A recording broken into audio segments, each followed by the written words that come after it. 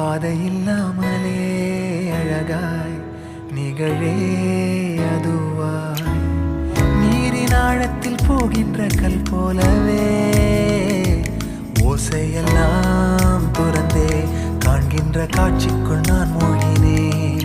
திமிலேறி காலை மேல் தூங்கும் காகமாய் பூமி மீது இருப்பேன்.